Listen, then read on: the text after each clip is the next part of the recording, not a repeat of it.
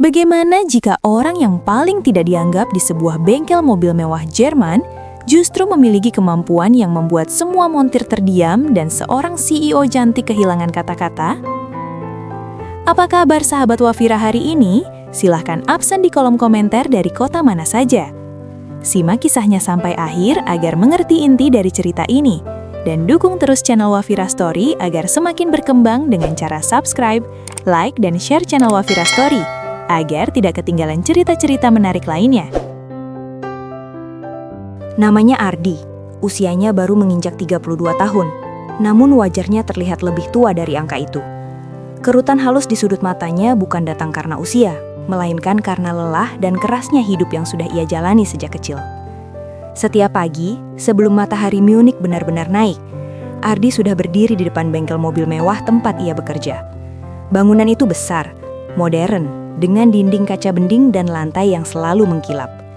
Di dalamnya terparkir mobil-mobil yang nilainya bahkan tak bisa ia bayangkan. Ferrari, Porsche edisi terbatas, hingga mobil klasik langka milik para konglomerat Eropa. Namun Ardi tidak pernah menyentuh setir mobil-mobil itu. Tugasnya sederhana dan seringkali dianggap rendah. Ia adalah tukang bersih-bersih. Setiap hari Ardi menyapu lantai bengkel, mengapel sisa oli yang tercecer, membersihkan peralatan dan membuang sampah. Seragam kerjanya berbeda dengan para montir Jerman.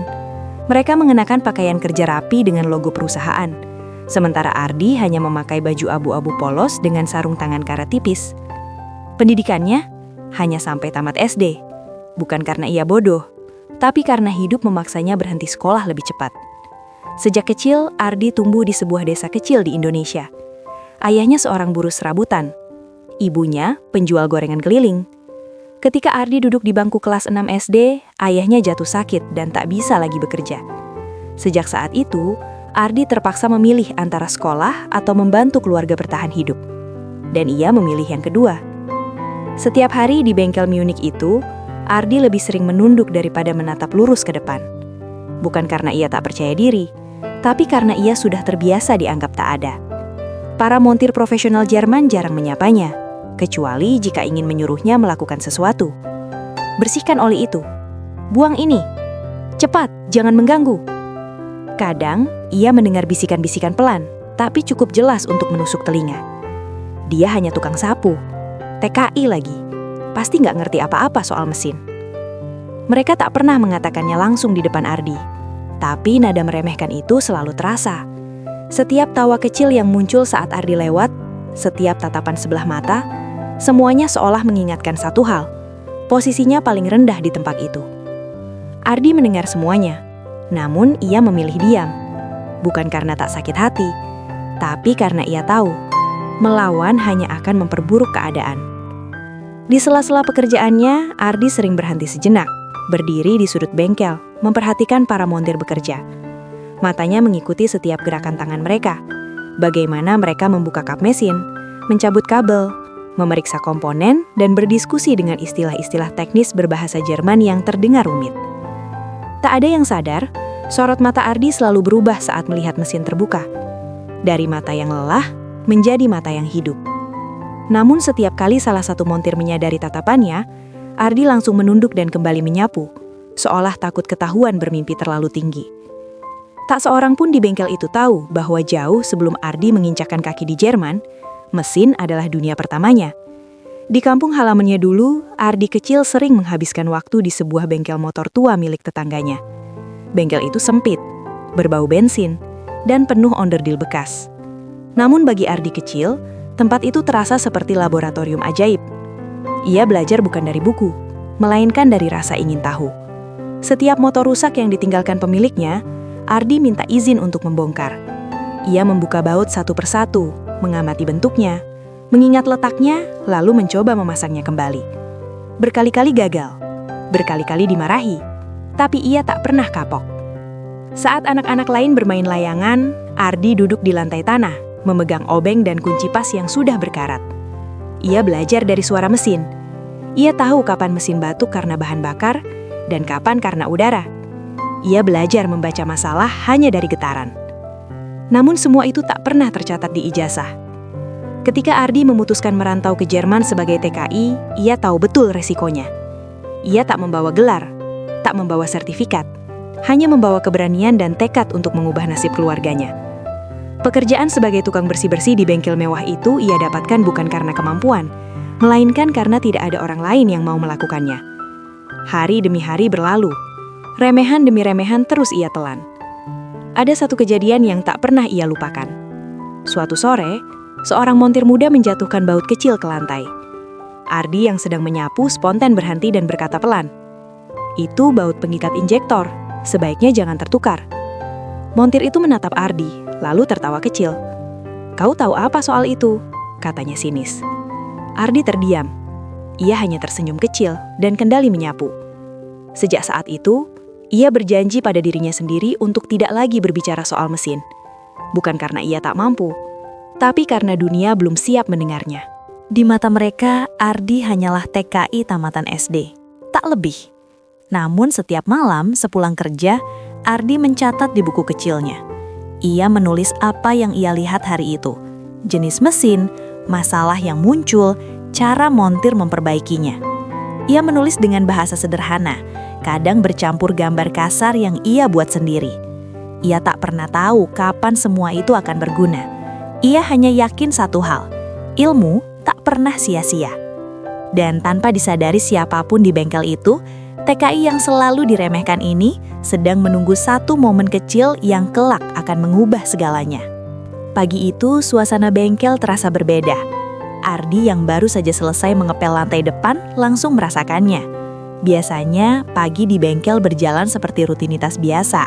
Suara mesin dinyalakan, percakapan teknis para montir, dan denting alat yang saling beradu.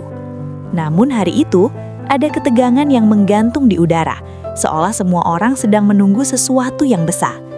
Tak lama kemudian, suara mobil terdengar dari luar. Bukan suara mesin biasa, suaranya halus, dalam, dan berat, seperti auman singa yang ditahan. Semua kepala spontan menoleh ke arah pintu bengkel.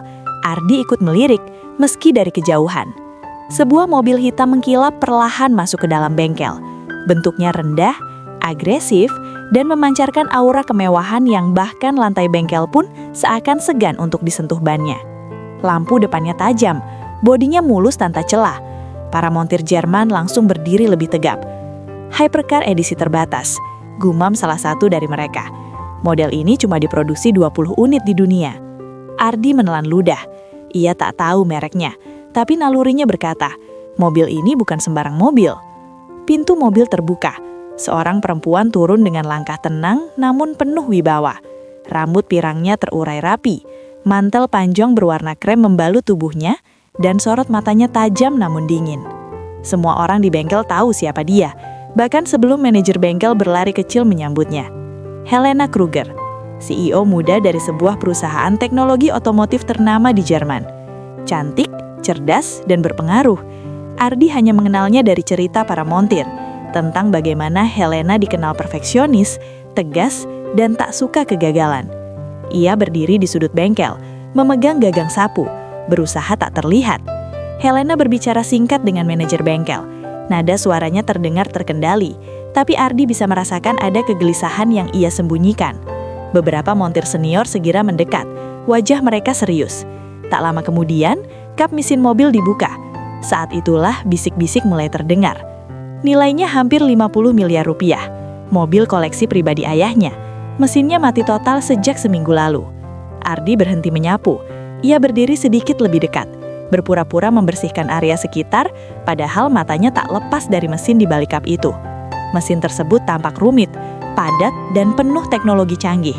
Jauh berbeda dari mesin-mesin tua yang biasa ia bongkar di kampung dulu. Satu persatu montir mulai bekerja. Mereka memasang alat diagnostik, membuka panel, memeriksa kabel, sensor, dan modul elektronik.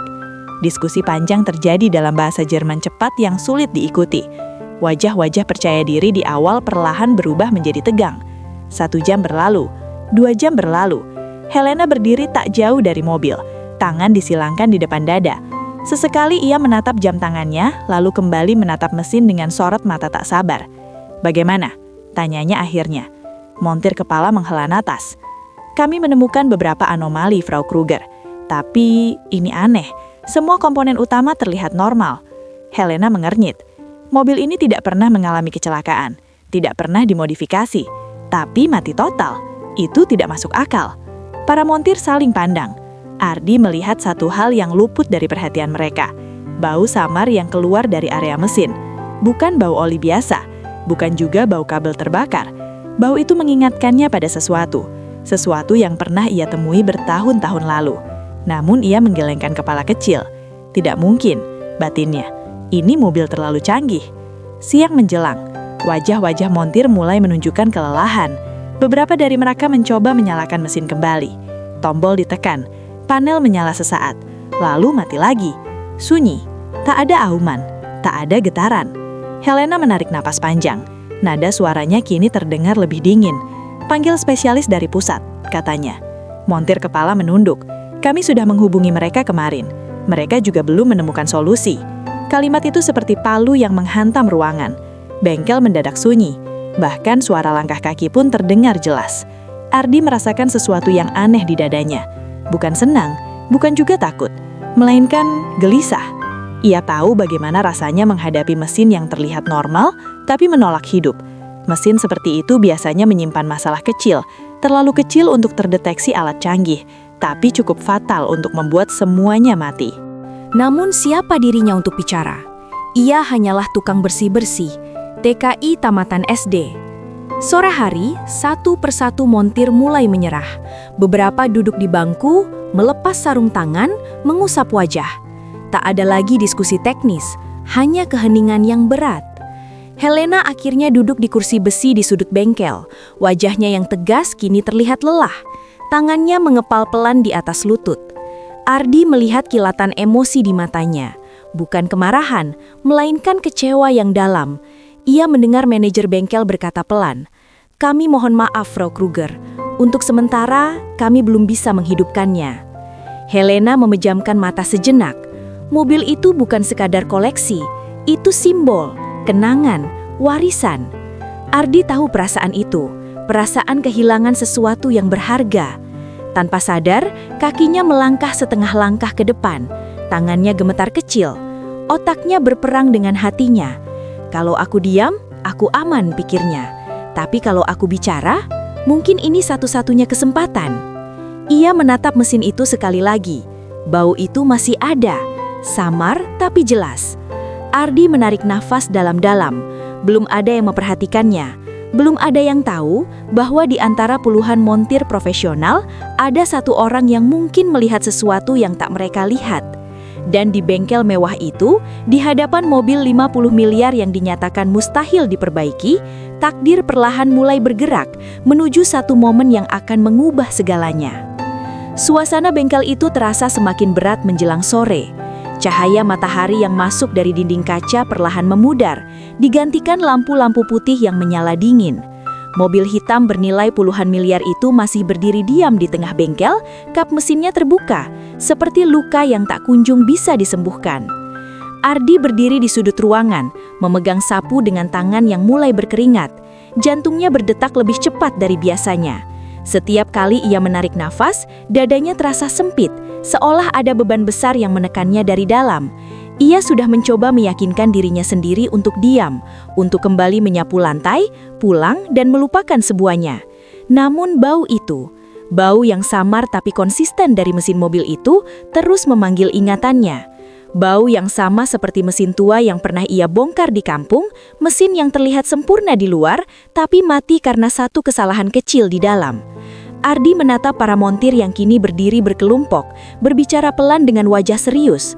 Mereka sudah melakukan segalanya, alat canggih, komputer, prosedur resmi, dan hasilnya nihil. Helena masih duduk di kursi besi, memandangi mobil itu dengan tatapan kosong. Di balik ketegasan wajahnya, Ardi melihat sesuatu yang jarang ia lihat pada orang-orang berkuasa, ketidakberdayaan. Itulah yang akhirnya mendorong Ardi melangkah maju. Langkahnya pelan, satu langkah, dua langkah. Suara sepatunya yang sederhana terdengar kontras di lantai bengkel yang mengilap. Beberapa montir menoleh, heran melihat tukang bersih-bersih mendekat ke area kerja utama. Ardi berhenti beberapa meter dari mobil. Tenggorokannya kering. Ia menelan ludah, lalu berbicara dengan suara pelan namun jelas. "Maaf." Semua percakapan langsung terhenti. Kata itu terdengar kecil, hampir tak pantas di ruangan penuh profesional. Beberapa montir mengernyit, sebagian lainnya saling pandang. Ardi melanjutkan, meski suaranya sedikit bergetar. "Bolehkah saya melihat mesinnya sebentar?" Sejenak waktu seperti berhenti. Kemudian, tawa kecil terdengar. Bukan tawa keras, bukan ejekan terang-terangan, tapi tawa yang cukup untuk menusuk harga diri. Salah satu montir senior menyilangkan tangan. "Kau?" tanyanya, setengah tak percaya. "Kau mau melihat mesin ini?" Montir lain ikut menimpali. "Ini bukan motor tua, teman. Ini mobil edisi terbatas." Ardi merasakan wajahnya memanas. Ujung telinganya berdengung, namun ia tetap berdiri di tempatnya.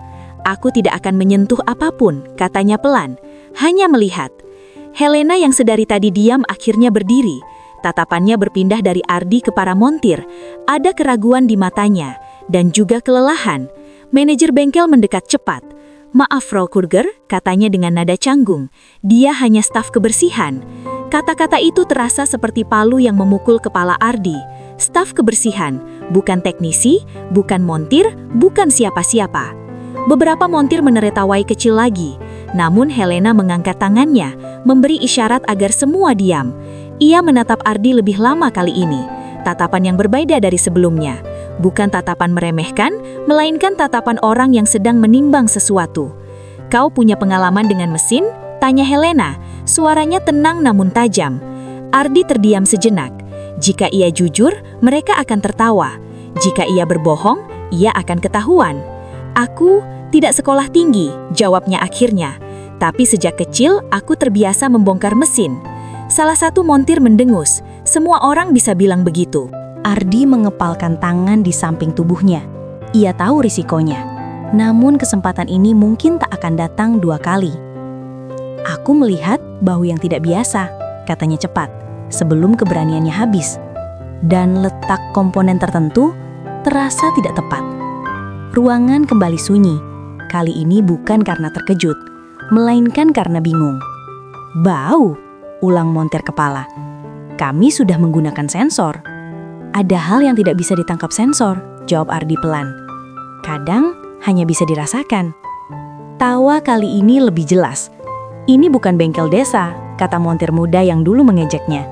"Kami tidak bekerja pakai perasaan." Ardi menunduk. Dadanya sesak. Ia hampir menyesal sudah membuka mulut. Namun Helena kembali memotong.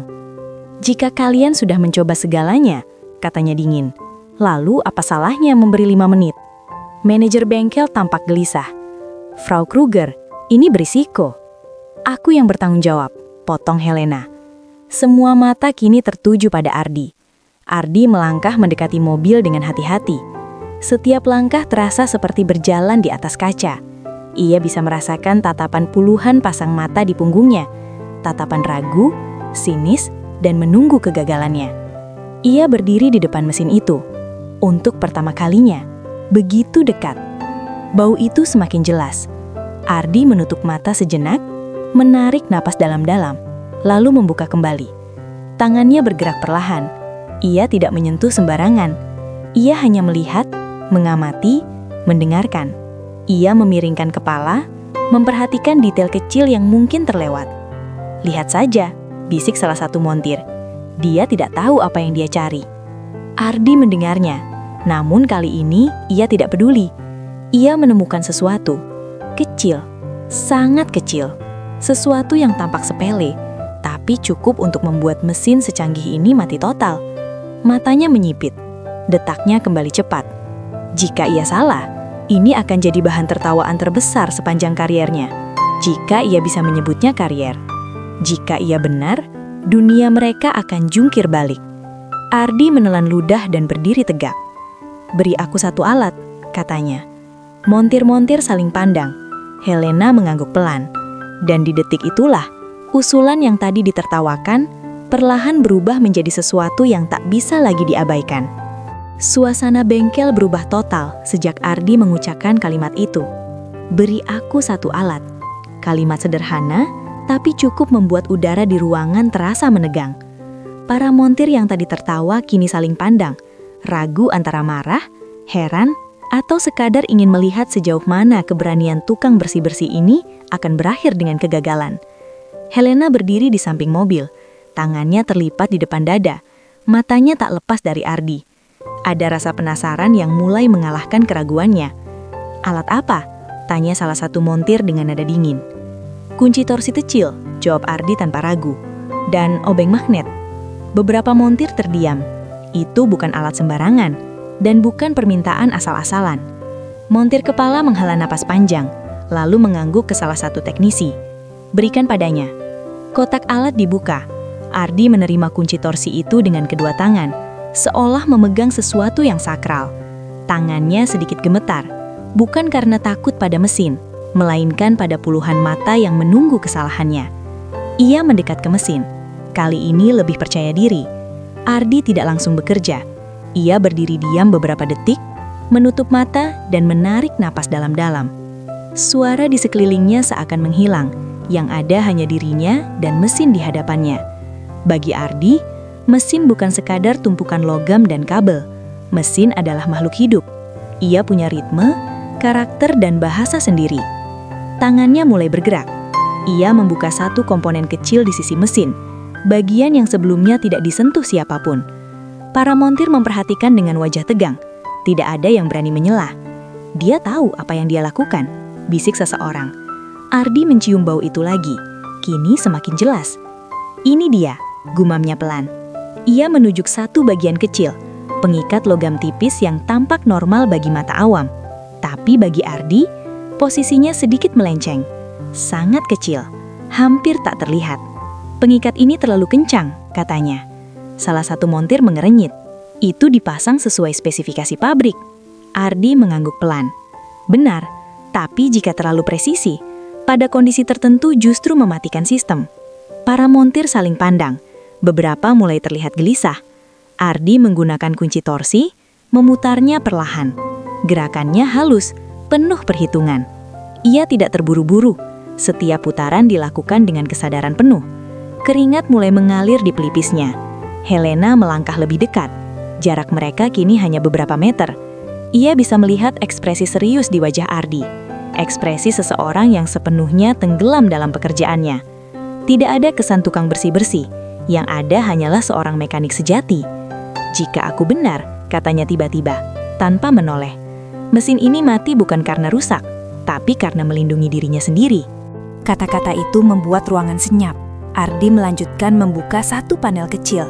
Di baliknya, terdapat kabel-kabel halus yang tersusun rapi. Ia menyentuh salah satunya, lalu berhenti. "Di sini," katanya. Terjadi tekanan panas berlebih, tapi hanya sesaat. Sistem memutus total agar tidak terjadi kerusakan permanen.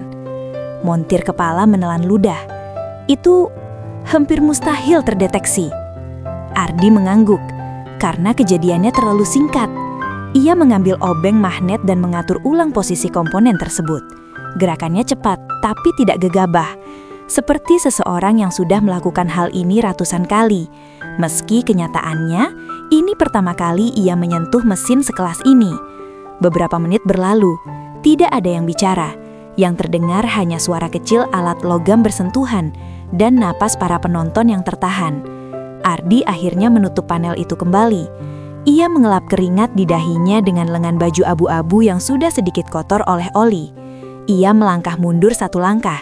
"Sekarang," katanya pelan, "coba hidupkan." Detik itu terasa sangat panjang. Salah satu montir ragu-ragu mendekat ke kursi pengemudi. Tangannya sedikit gemetar saat menekan tombol start. Helena menahan napas. Tombol ditekan, lampu panel menyala. 1 detik, 2 detik, lalu brum. Mesin hidup. Suara itu menggema di seluruh bengkel. Dalam, halus, sempurna. Getaran halus terasa di lantai. Bukan suara mesin yang dipaksa hidup, melainkan suara mesin yang kembali bernapas. Beberapa montir terbelalak. Ada yang refleks mundur satu langkah. Ada yang menutup mulutnya dengan tangan. Tidak mungkin. Ini hidup. Bagaimana bisa? Helena berdiri kaku.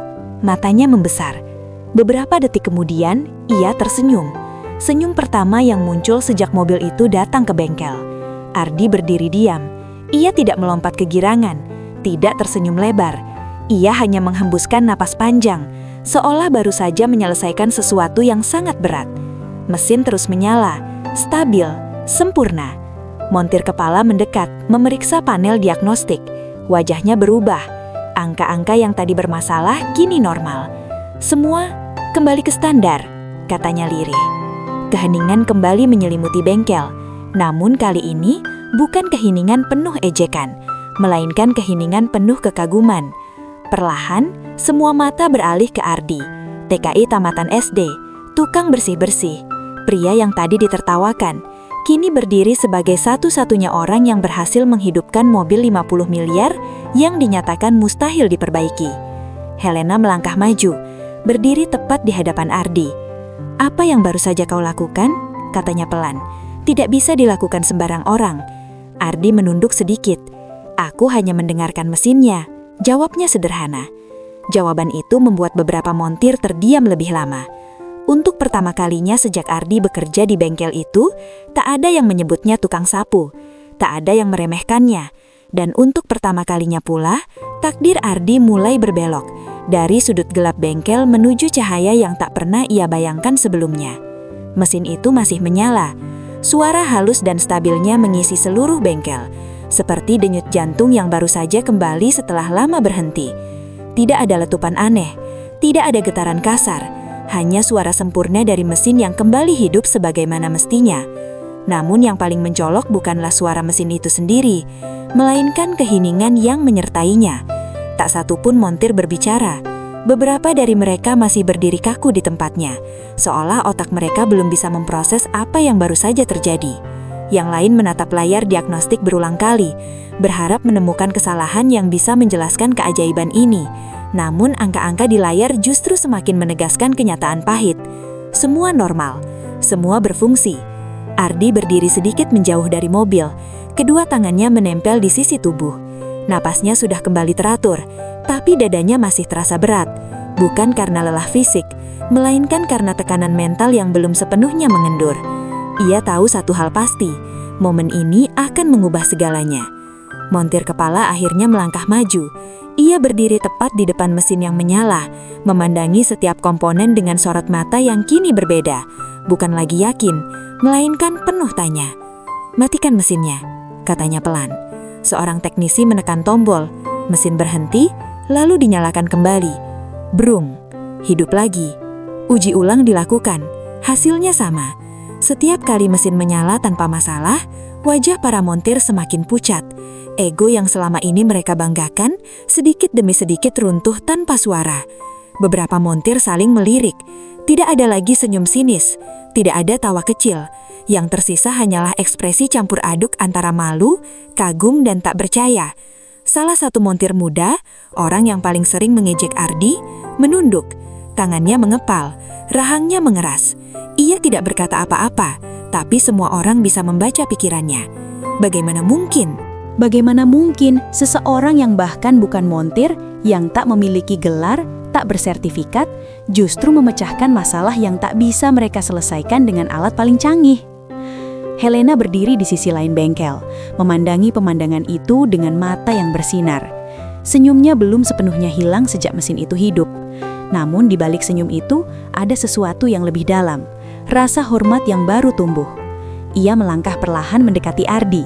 Langkah sepatu haknya terdengar jelas di lantai bengkel yang kini sunyi. Setiap langkah seolah menandai perubahan besar yang sedang terjadi. "Namamu siapa?" tanya Helena. Ardi sedikit terkejut. "Ardi," jawabnya cepat. "Ardi," Helena mengulang pelan, seakan ingin memastikan ia mengingatnya. "Kau menyelamatkan sesuatu yang sangat berarti bagiku." Ardi menggeleng kecil. "Aku hanya melakukan yang aku bisa." Jawaban sederhana itu membuat beberapa montir saling pandang. Tidak ada kesombongan, tidak ada pamer, hanya kejujuran polos yang justru terasa menampar. Montir kepala mendekat. Ia menatap Ardi, lalu menunduk sedikit. Sebuah gestur kecil tapi syarat makna. "Apa yang kau lakukan barusan?" katanya dengan suara rendah, "melampaui prosedur kami." Ardi tidak tahu harus menjawab apa. Ia hanya berdiri diam. "Selama ini," lanjut montir kepala, "kami terlalu percaya pada sistem dan alat. Kami lupa, mesin juga bisa didengar." Kalimat itu terasa berat, Pengakuan dari seorang profesional berpengalaman bukanlah hal kecil. Keheningan kembali menyelimuti ruangan. Namun kali ini, keheningan itu terasa berbeda, lebih hangat, lebih dalam. Para montir yang tadi meremehkan kini berdiri dengan sikap lebih rendah. Tidak ada lagi jarak yang diciptakan oleh jabatan atau latar belakang. Ardi merasakan tatapan mereka. Bukan tatapan meremehkan, melainkan tatapan yang mencoba memahami. Di dalam hatinya, Ardi bergolak. Ada rasa lega, ada rasa takut, dan ada rasa tak percaya bahwa semua ini benar-benar terjadi. Ia teringat masa kecilnya, dirinya yang duduk di lantai bengkel tua, memegang baut karatan dan dimarahi karena membuat kotor. Ia teringat semua malam ketika ia meragukan dirinya sendiri.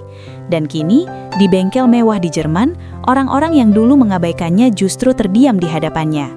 Salah satu montir akhirnya mendekat dan berkata pelan, "Bagaimana kau tahu itu masalahnya?" Ardi menatap mesin, lalu kembali menatap montir itu.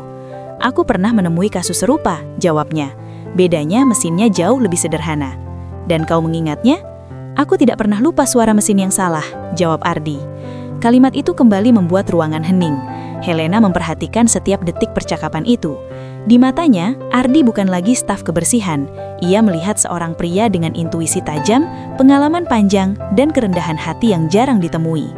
Ia menatap Ardi lebih lama dari yang ia sadari. Dan untuk pertama kalinya, ia merasa tertarik. Bukan hanya pada keahliannya, tapi pada caranya berdiri, tenang, sederhana, tanpa merasa perlu membuktikan apapun. Manajer bengkel akhirnya memecah keheningan. "Kami akan membuat laporan resmi," katanya tergesa. "Dan, tentu saja, kami harus meninjau ulang posisi Anda, Ardi." Ardi terkejut. Aku hanya bekerja sesuai tugasku," katanya refleks. Helena tersenyum tipis. "Kadang," katanya, "orang yang bekerja paling tulus justru melakukan hal paling luar biasa." Para montir mengangguk pelan. Tidak ada yang membantah.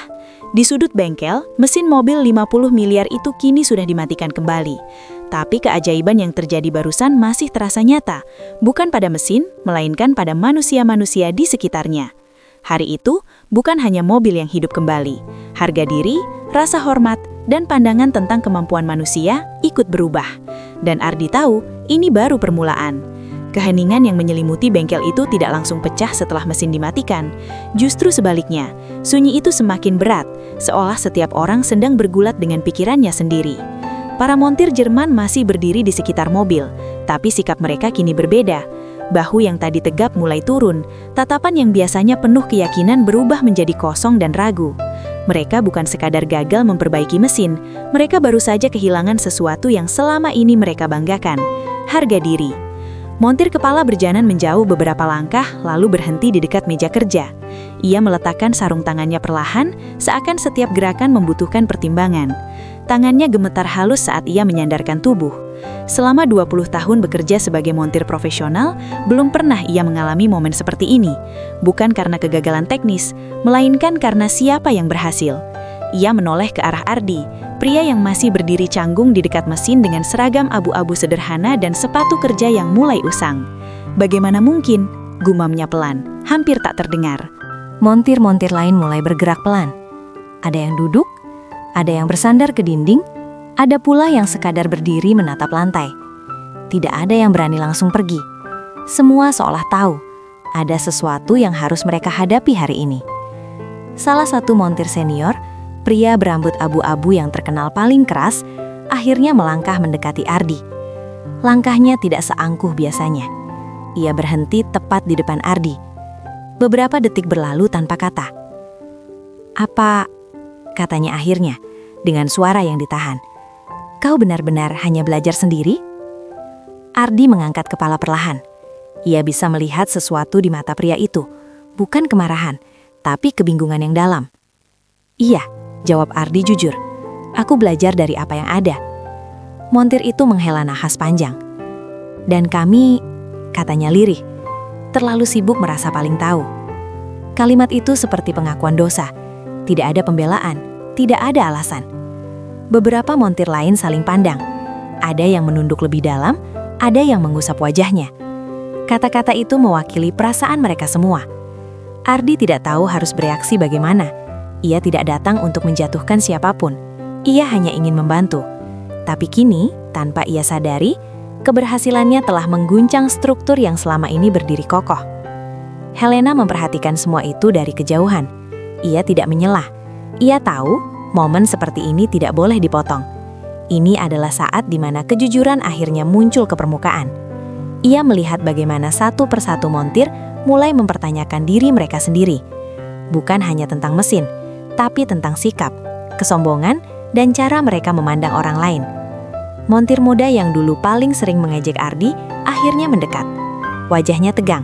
Ia membuka mulut, lalu menutupnya lagi, seolah kata-kata terasa terlalu berat untuk diucapkan. "Aku," katanya akhirnya, "aku minta maaf." Ardi terkejut. Ia menatap pria itu lalu mengangguk kecil. "Tidak apa-apa," jawabnya pelan. Jawaban sederhana itu justru membuat pria itu menunduk lebih dalam. Ia tahu, kata tidak apa-apa itu tidak menghapus semua ejekan yang pernah ia lontarkan. Tapi setidaknya, ia sudah mengakuinya. Manajer bengkel kembali menghampiri Helena. Wajahnya masih terlihat gugup. "Kami harus melakukan evaluasi internal," katanya. "Banyak hal yang perlu kami perbaiki." Helena mengangguk. "Bukan hanya sistem," jawabnya, "tapi cara pandang." Ia kemudian menoleh ke Ardi. "Ardi," katanya, suaranya tenang namun tegas. "Apa yang kau lakukan hari ini tidak akan dilupakan." Ardi menelan ludah.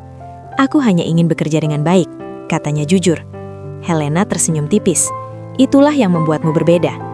Di dalam hati Ardi, perasaannya campur aduk. Ada kebanggaan kecil yang muncul, tapi juga rasa takut. Ia tahu, perhatian seperti ini bisa menjadi pedang bermata dua. Hari ini ia dipuji, besok ia bisa kembali dilupakan. Namun yang paling berat bukan itu. Yang paling berat adalah menyadari bahwa keberhasilannya telah meruntuhkan harga diri orang lain.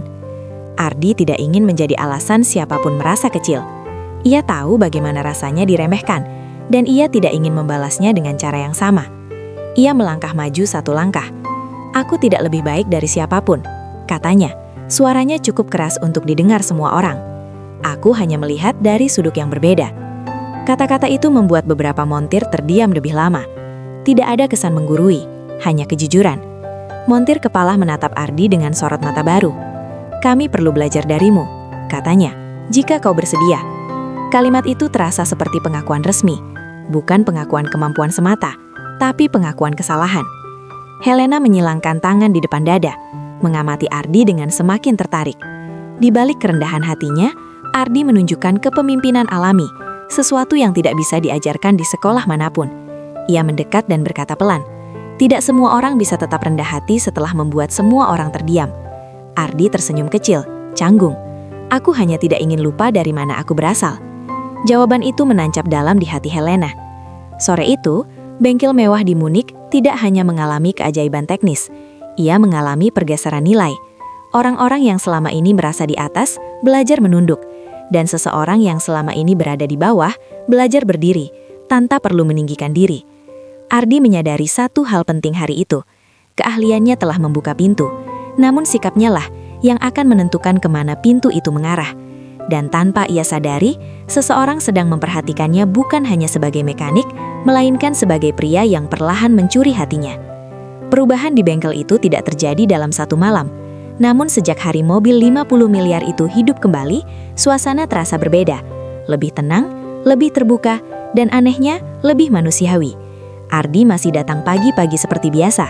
Ia tetap mengenakan seragam abu-abu dan memegang sapu di tangannya. Tidak ada perubahan jabatan resmi. Tidak ada pengumuman besar. Tapi setiap langkahnya kini terasa lebih diperhatikan. Para montir yang dulu nyaris tak pernah menyapanya, kini mengangguk kecil saat berpapasan. Beberapa bahkan tersenyum canggung. Tidak ada lagi bisik-bisik meremehkan. Yang ada justru rasa ingin tahu. Ardi menyadari perubahan itu. Tapi ia memilih tetap sama. Ia menyapu lantai dengan ritme yang sama, membersihkan peralatan dengan teliti, dan menjaga jarak dari pusat perhatian. Dalam hatinya, ia masih merasa belum pantas menerima semua sorotan itu. Namun, satu hal berubah secara signifikan. Helena, CEO cantik itu, kembali ke bengkel 2 hari kemudian.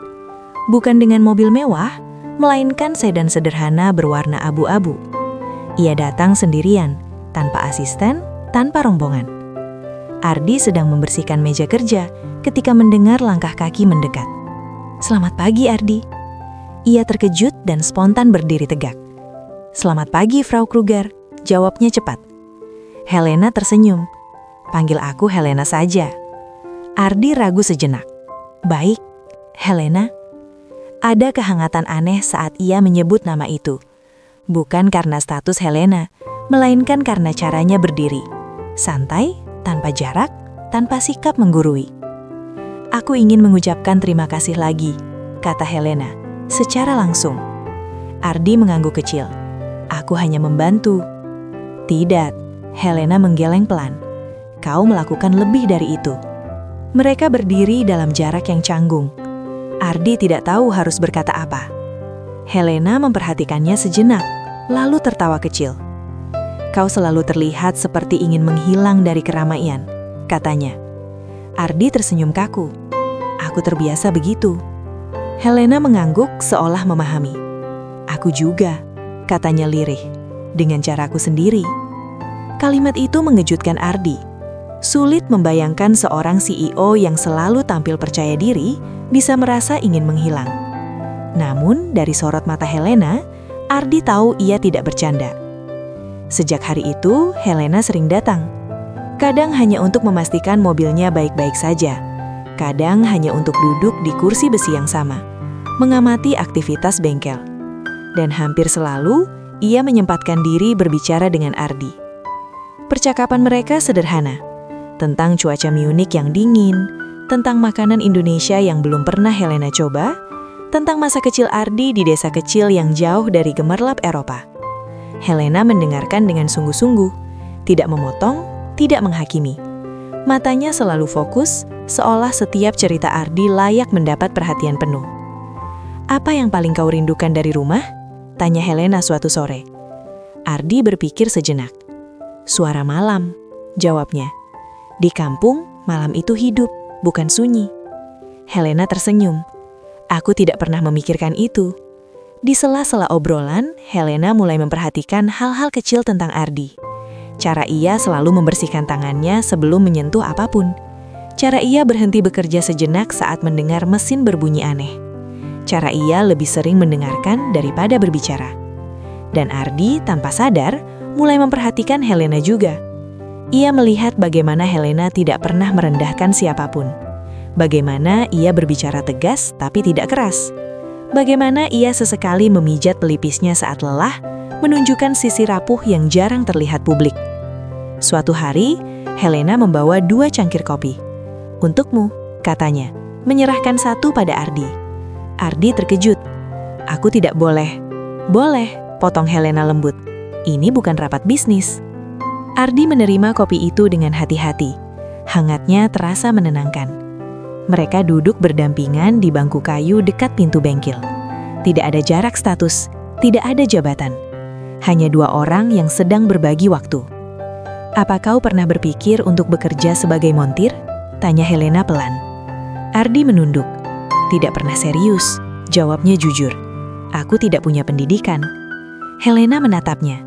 Pendidikan bukan satu-satunya ukuran kemampuan. Kalimat itu membuat Ardi terdiam. Hari-hari berlalu. Kedekatan mereka tumbuh perlahan, tanpa rencana. Tidak ada rayuan, tidak ada janji. Hanya kebiasaan kecil yang berulang. Senyum singkat, percakapan ringan, kehadiran yang mulai dirindukan. Beberapa montir mulai menyadari perubahan itu. Mereka tidak bergosip terang-terangan, tapi tatapan mereka berbicara. Ardi merasakannya dan mulai menjaga jarak. Ia takut disalahpahami. Suatu sore, setelah bengkel hampir tutup, Helena berdiri di samping Ardi. "Kau selalu menjaga jarak," katanya lembut. Ardi terdiam. "Aku tahu posisiku," jawabnya akhirnya. Helena menatapnya dalam. "Kadang," katanya, "jarak hanya ada karena kita menciptakannya." Kalimat itu membuat Ardi tak bisa menjawab. Untuk pertama kalinya sejak lama, ia merasa dilihat, bukan sebagai pekerja, bukan sebagai TKI, bukan sebagai orang dengan keterbatasan pendidikan, tapi sebagai Ardi. Dan di dalam hatinya, perasaan yang belum pernah ia izinkan tumbuh, perlahan mulai bersemi. Kedekatan itu tak pernah direncanakan, tak pernah diprediksi.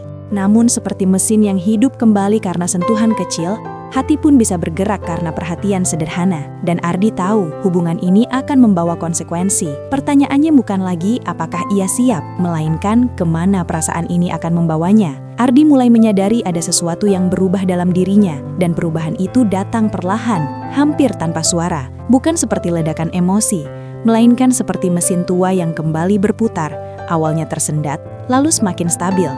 Ia merasakannya setiap kali Helena masuk ke bengkel. Detak jantungnya selalu sedikit lebih cepat. Tangannya terasa kaku, seolah takut melakukan kesalahan kecil di hadapan perempuan itu. Bahkan suara langkah Helena saja sudah cukup membuat Ardi refleks menoleh. Dan yang paling mengganggu, ia mulai menunggu. Menunggu hari Helena datang. Menunggu sapaan singkatnya. Menunggu percakapan ringan yang entah sejak kapan menjadi bagian penting dari hari-harinya. Ardi tidak bodoh. Ia tahu perasaan ini berbahaya. Helena adalah CEO, perempuan terpandang, pemilik mobil-mobil bernilai puluhan miliar. Dunia mereka berbeda terlalu jauh. Dan Ardi, TKI, tukang bersih-bersih, lulusan SD, hanya bayangan kecil di dunia itu. Namun perasaan tidak pernah bertanya soal logika. Suatu pagi, Ardi datang lebih awal dari biasanya. Bengkel masih sepi. Ia menyapu lantai sambil mencoba menenangkan pikirannya. Tapi bayangan Helena terus muncul, seolah menolak pergi. Aku harus jaga jarak, gumamnya pelan. Namun, tekad itu mulai runtuh saat Helena datang lebih cepat dari biasanya. Ia mengenakan mantel krem sederhana, rambut pirangnya diikat longgar. Tidak ada riasan berlebihan, tidak ada aura CEO yang dingin. Yang ada hanya seorang perempuan yang tampak lelah dan jujur. Kau terlihat capek, kata Ardi tanpa sadar. Helena tersenyum tipis. Rapat seharian, jawabnya. Aku butuh tempat yang nyata. Ardi tidak sepenuhnya mengerti maksudnya, tapi ia mengangguk. Bengkel ini mungkin satu-satunya tempat di mana Helena tidak dituntut menjadi sempurna. Mereka duduk di bangku kayu yang sama. Jarak mereka lebih dekat dari biasanya, terlalu dekat untuk diabaikan. Ardi, kata Helena tiba-tiba, pernahkah kau menyukai seseorang, tapi merasa tak punya hak untuk itu? Pertanyaan itu menghantam Ardi tanpa ampun. Ia menelan ludah. Kenapa bertanya begitu? Helena menatap ke depan, bukan ke arah Ardi. Karena aku sedang mengalaminya, hening. Suara mesin dari bengkel sebelah terdengar samar. Dunia seolah berhenti bergerak. Ardi tahu, jika ia menoleh dan menatap Helena sekarang, sesuatu yang tak bisa ditarik kembali akan terjadi. Jadi ia memilih menunduk, menatap tangannya sendiri, tangan kasar yang penuh bekas kerja. Ada perasaan yang seharusnya tidak tumbuh, lanjut Helena pelan. Tapi justru semakin kuat saat dihindari. Ardi memejamkan mata sejenak. Dadanya terasa sesak. Helena, katanya akhirnya. Suara bergetar. Aku bukan orang yang tepat. Helena menoleh. Untuk pertama kalinya, tatapan mereka bertemu tanpa penghalang. Siapa yang menentukan itu? Tanya Helena lembut. Ardi menggeleng pelan. Dunia, jawabnya. Orang-orang, kenyataan. Helena tersenyum getir. Kenyataan seringkali dibangun oleh ketakutan. Kalimat itu menusuk Ardi lebih dalam dari ejekan apapun yang pernah ia dengar. Hari itu, mereka berpisah tanpa kesimpulan. Tidak ada pengakuan, tidak ada janji. Tapi udara di antara mereka berubah. Lebih berat, lebih penuh makna. Sejak saat itu, Ardi mulai menjaga jarak dengan sengaja. Ia menghindari duduk terlalu dekat. Ia membatasi percakapan. Ia kembali menjadi Ardi yang pendiam dan tak terlihat. Helena menyadarinya. Kau menjauh, kata Helena suatu sore. Aku hanya bekerja, jawab Ardi singkat. Helena terdiam. Aku tidak pernah bermaksud menyulitkanmu. Ardi menghela napas panjang. Justru itu, katanya lirih. Aku yang menyulitkan diriku sendiri. Malam itu, Ardi pulang dengan langkah berat. Di kamar kecilnya, ia duduk di tepi ranjang menatap langit-langit kusam. Ia teringat ibunya di kampung, teringat pesan sederhana yang selalu diulang. Jangan pernah merasa kecil, nak, tapi juga jangan lupa tempatmu berpijak. Ardi terjebak di antara dua kalimat itu. Di sisi lain, Helena juga tidak tenang. Di apartemennya yang luas dan sunyi, ia berdiri di depan jendela, memandangi lampu kota Munich. Ia sudah lama terbiasa mengendalikan segalanya, bisnis, keputusan, orang-orang. Tapi perasaannya pada Ardi adalah satu-satunya hal yang tidak bisa ia atur. Yang membuatnya jatuh bukan kejeniusan teknis Ardi semata, melainkan caranya tetap rendah hati saat dunia akhirnya mengakui kemampuannya. Caranya melihat orang lain tanpa menilai, caranya membuat Helena merasa cukup. Beberapa hari kemudian, Helena membuat keputusan. Ia datang ke bengkel saat hampir tutup. Ardi sedang membersihkan alat, siap pulang. Ardi, panggil Helena. Ia menoleh. Ada yang bisa aku bantu? Helena melangkah mendekat. Kali ini, tidak ada keraguan di wajahnya. Aku tidak ingin berpura-pura lagi, katanya tegas. Aku menyukaimu. Kalimat itu menggema di kepala Ardi. Dan aku tahu, lanjut Helena, ini rumit, ini tidak masuk akal, tapi perasaan ini nyata. Ardi berdiri kaku, dadanya naik turun. Helena, suaranya nyaris pecah. Aku juga merasakannya.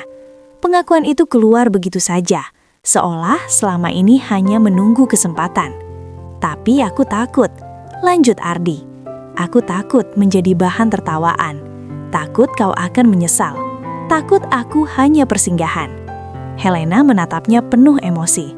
Aku tidak pernah mempermainkan perasaan, katanya. Dan aku tidak melihatmu sebagai persinggahan. Ia mengulurkan tangan, ragu-ragu, memberi ruang bagi Ardi untuk menolak.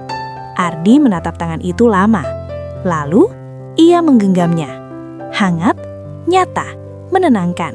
Tidak ada ciuman, tidak ada pelukan dramatis. Hanya dua tangan yang saling menguatkan, seolah berkata, aku di sini. Namun, Ardi tahu, mengakui perasaan hanyalah awal. Di luar sana, dunia belum tentu siap menerima mereka. Dan badai yang lebih besar sedang menunggu di depan. Jika bengkel adalah satu-satunya tempat di mana Ardi dan Helena bisa bernafas dengan jujur, maka dunia di luar sana adalah ruang sempit penuh sorotan, bisik-bisik, dan penilaian tanpa ampun. Perubahan itu datang lebih cepat dari yang mereka duga. Awalnya hanya tatapan montir lain yang terlalu lama, tatapan resepsionis yang pura-pura sibuk, tatapan orang-orang yang mulai menyadari bahwa CEO cantik itu terlalu sering berada di dekat seorang TKI tukang bersih-bersih. Ardi merasakannya setiap hari. Saat ia berjalan membawa peralatan, percakapan mendadak berhenti. Saat ia lewat, tawa kecil terdengar, pelan tapi tajam. Tidak ada kata langsung, tapi sikap mereka cukup bicara. Dia makin percaya diri ya sekarang. Pantas, dekat dengan bos. Ardi menunduk. Ia sudah terbiasa diremehkan. Tapi kali ini rasanya berbeda. Bukan soal dirinya saja, melainkan Helena. Ia tidak ingin perempuan itu terluka karena dirinya. Helena pun tidak luput dari tekanan. Di ruang rapat, salah satu direktur senior mengangkat isu yang tak ada hubungannya dengan laporan keuangan. Kami mendengar Anda cukup sering mengunjungi bengkel cabang Munich, katanya dengan senyum profesional yang dingin, bahkan di luar jam operasional. Helena mengangguk tenang. Itu bagian dari pengawasan aset perusahaan, termasuk berbincang lama dengan staf kebersihan, sindir yang lain. Ruangan itu hening. Helena menatap mereka satu persatu. Saya tidak menilai orang dari jabatannya, jawabnya tegas. Dan saya tidak akan meminta izin untuk menghargai manusia. Tidak ada yang membalas, tapi Helena tahu, ini belum selesai. Tekanan memuncak saat sebuah foto beredar, bukan foto romantis, bukan ciuman. Hanya gambar Helena dan Ardi duduk berdampingan di bangku bengkel, tertawa kecil. Namun dunia tidak butuh bukti besar untuk menghakimi. CEO jatuh hati pada pekerja rendahan, skandal baru di perusahaan otomotif Jerman. Judul-judul itu menghantam seperti palu. Ardi melihatnya di ponsel montir lain yang sengaja tidak mengunci layar. Dadanya terasa sesak, tangannya gemetar. Ia pulang lebih awal hari itu. Di kamar kecilnya, Ardi duduk menatap layar ponsel sendiri. Komentar demi komentar membuatnya merasa semakin kecil. Cari muka, naik derajat lewat perempuan. Tidak tahu diri. Air matanya jatuh tanpa suara. Ia tidak pernah bermimpi setinggi itu. Ia hanya ingin hidup tenang, bekerja jujur, mengirim uang ke kampung, tidak lebih. Sementara itu Helena menghadapi badai yang lebih keras. Pemegang saham mulai gelisah. Reputasi perusahaan dipertanyakan. Keluarganya dihubungi media. Ibunya menelpon malam itu. Helena, suara perempuan tua itu terdengar lelah. Apa yang sebenarnya terjadi? Helena terdiam sejenak. Aku jatuh cinta, jawabnya jujur. Ibunya menarik nafas panjang. Dengan siapa? Seorang pria baik. Bukan itu pertanyaanku, potong sang ibu. Apakah dunia akan menerima itu? Helena memejamkan mata. Aku tidak tahu. Ayahmu membangun semua ini dengan darah dan pengorbanan. Lanjut ibunya. dan dunia tidak akan peduli seberapa tulus perasaanmu. Telepon terputus tanpa jawaban pasti. Hari-hari berikutnya terasa berat bagi mereka berdua. Ardi mulai menghindari Helena sepenuhnya. Ia menolak bertemu, menjawab pesan seperlunya, menjaga jarak yang menyakitkan. Helena tidak langsung mengejar. Ia tahu Ardi sedang berperang dengan dirinya sendiri. Namun suatu sore, Ardi dipanggil ke kantor manajer bengkel. "Ardi," kata pria itu serius, "kau pekerja yang baik, tapi situasi ini tidak sehat." "Apa maksud Bapak?" tanya Ardi pelan. "Hubunganmu dengan CEO membuat suasana kerja terganggu." Lanjutnya, "Kami sarankan kau mengajukan pindah atau berhenti." Kata berhenti menggema di kepala Ardi. Ia keluar dari ruangan itu dengan langkah gontai. Dunia seakan runtuh tepat di bawah kakinya. Malam itu, ia memberanikan diri menemui Helena. Mereka bertemu di bengkel yang sudah gelap. Hanya lampu kecil yang menyala. "Aku harus pergi," kata Ardi tanpa basa-basi. Helena terkejut. "Pergi kemana?" "Menjauh," jawab Ardi. "Dari sini, dari kamu." Helena mendekat. "Karena tekanan?" "Karena aku tidak ingin kau kehilangan segalanya." Suara Ardi bergetar. "Aku sudah kehilangan banyak. Tapi kau, dunia milikmu terlalu besar untuk runtuh hanya karena aku." Helena menahan air mata. "Kenapa kau selalu menganggap dirimu beban?" "Karena dunia mengingatkanku setiap hari," jawab Ardi pahit. Ia menunduk. "Aku mencintaimu, tapi cinta ini terlalu mahal harganya." Hening panjang menyelimuti mereka. Helena akhirnya berbicara, suaranya lembut tapi tegas. "Jika kau pergi sekarang, kau tidak melindungiku, kau hanya menyerah." Ardi menggeleng. "Aku tidak sekuat itu." Helena menggenggam tangannya. "Kalau begitu, biarkan aku yang kuat untuk kita." Ardi menatapnya. Untuk pertama kalinya, ia melihat bukan CEO, bukan perempuan kaya, melainkan seseorang yang sama takutnya, tapi memilih bertahan. Namun di luar bengkel itu, dunia tidak menunggu keputusan mereka. Media semakin liar, tekanan semakin nyata, pilihan semakin sempit, dan Ardi tahu, apapun yang mereka pilih, akan ada yang harus dikorbankan. Bengkel itu tak lagi cukup untuk melindungi cinta mereka, karena dunia memang tak seindah bengkel itu. Malam itu, Munich terasa lebih dingin dari biasanya. Ardi berdiri di jembatan kecil dekat apartemennya, menatap aliran sungai yang gelap. Lampu kota memantul di permukaan air, bergetar seperti hatinya.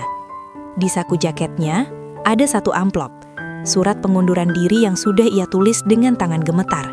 Ia tahu, ini mungkin jalan paling aman. Aman bagi Helena, aman bagi perusahaan, aman bagi dunia. Tapi tidak bagi dirinya. Ponselnya bergetar. Nama Helena muncul di layar. Ardi menutup mata, menarik napas panjang, lalu menjawab. "Aku tahu kau di mana." Suara Helena terdengar pelan tapi tegas. "Jangan pergi kemanapun, tunggu aku." Ardi ingin berkata tidak, ingin mengakhiri semuanya dengan tenang, tapi kakinya seolah tertanam di tanah. Beberapa menit kemudian, Helena datang. Mantelnya terbuka, rambutnya tertiup angin malam. Ia tampak lelah, bukan secara fisik, tapi oleh dunia. "Kau berniat pergi tanpa pamit?" tanya Helena. Ardi menunduk. "Aku ingin mengakhiri ini dengan baik." "Dengan mengorbankan dirimu sendiri?" Helena mendekat. "Itu bukan kebaikan, itu hukuman." Ardi mengangkat wajahnya. "Apa pilihan lain yang kita punya?" Helena terdiam sejenak. Lalu ia mengeluarkan ponselnya dan menunjukkan sebuah email. Surat resmi dari Dewan Direksi. Ultimatum. Hubungan pribadi yang dianggap mencoreng citra perusahaan harus dihentikan. Jika tidak, Helena diminta mundur dari jabatannya. "Aku diberi waktu 2 hari, kata Helena. "Memilih." Ardi merasakan dadanya sesak. "Kalau begitu, jawabannya jelas," katanya lirih. "Aku pergi." Helena menggeleng keras. "Tidak." Ardi terkejut. "Helena, ini hidupmu. Semua yang kau bangun." "Tidak ada artinya jika aku harus menyangkal diriku sendiri," potong Helena. "Aku sudah hidup mengikuti standar dunia. Untuk pertama kalinya, aku memilih dengan hati. Ardi menatapnya tak percaya. Kau tidak tahu apa yang akan kau kehilangan. Helena tersenyum sedih. Aku tahu persis. Malam itu mereka duduk di bangku jembatan, seperti pertama kali di bengkel. Tidak ada kepastian, hanya kejujuran yang telanjang. Aku tidak menjanjikan hidup mudah, kata Ardi. Aku bahkan tidak tahu apakah aku pantas berjalan di sampingmu. Helena menggenggam tangannya erat. Aku tidak mencari pantas, jawabnya. Aku mencari benar. Keesokan harinya, keputusan diumumkan. Helena mengundurkan diri dari jabatannya sebagai CEO. Berita itu mengguncang industri otomotif Jerman. CEO muda mundur di puncak karier. Keputusan emosional atau pemberontakan? Ardi membaca berita itu dengan perasaan campur aduk. Rasa bersalah menggerogoti dirinya. Tapi Helena berdiri tegak di konferensi pers, matanya jernih. Saya tidak mundur karena skandal, ucap Helena di depan kamera. Saya mundur karena saya menolak hidup tanpa integritas. Ia tidak menyebut nama Ardi. Ia tidak membela diri. Ia hanya berdiri sebagai manusia. Setelah itu, dunia menjadi sunyi, lalu berubah. Helena tidak lagi CEO, tapi ia bebas. Ia mulai membangun bengkel kecil sendiri, tempat di mana orang-orang dinilai dari kemampuan, bukan gelar. Dan di sana, Ardi bukan lagi tukang bersih-bersih. Ia menjadi teknisi utama. Awalnya sulit, modal terbatas, pandangan sinis masih ada. Tapi perlahan, reputasi bengkel itu tumbuh. Mobil-mobil yang dianggap mustahil hidup kembali di tangan Ardi. Orang-orang mulai bertanya, bukan tentang masa lalu Ardi, melainkan tentang keahliannya. Suatu sore, seorang wartawan datang. Apakah Anda menyesal, Nona Helena? Tanyanya. Helena menoleh ke arah Ardi yang sedang bekerja. Wajahnya berminyak, senyumnya tulus. Tidak, jawabnya mantap. Saya menemukan sesuatu yang tidak bisa dibeli. Ardi mendengar itu dari kejauhan. Dadanya terasa hangat. Beberapa bulan kemudian, Ardi pulang ke Indonesia. Untuk pertama kalinya bukan sebagai TKI yang pulang sementara, tapi sebagai pria yang membawa harapan. Ia berdiri di depan ibunya, memeluknya erat. "Ibu," katanya pelan, "aku tidak jadi orang besar." Ibunya tersenyum sambil mengusap wajah Ardi. "Kamu jadi orang jujur. Itu lebih dari cukup." Helena berdiri tak jauh, mengenakan pakaian sederhana. Tidak ada perhiasan mahal, tidak ada pengawal. Hanya seorang perempuan yang memilih hidupnya sendiri. Mereka berdiri berdampingan, tanpa janji berlebihan, tanpa janji kemewahan. Hanya dua orang yang memilih satu sama lain, meski dunia menentang.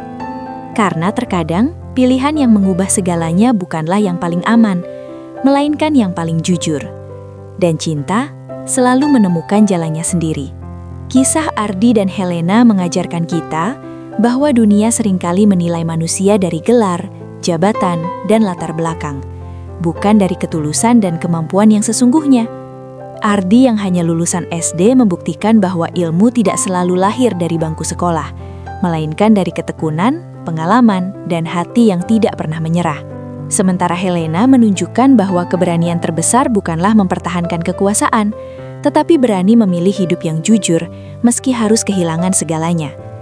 Dari bengkel kecil hingga keputusan besar, cerita ini mengingatkan kita untuk tidak meremehkan siapapun, karena setiap orang menyimpan potensi luar biasa yang sering tersembunyi di balik kesederhanaan. Terima kasih sudah menonton sampai akhir. Jika kalian merasa cerita ini menginspirasi, jangan lupa klik like, subscribe, dan bagikan video ini agar semakin banyak orang mendapatkan pesan positifnya. Sampai jumpa di video berikutnya dengan kisah-kisah inspiratif lainnya.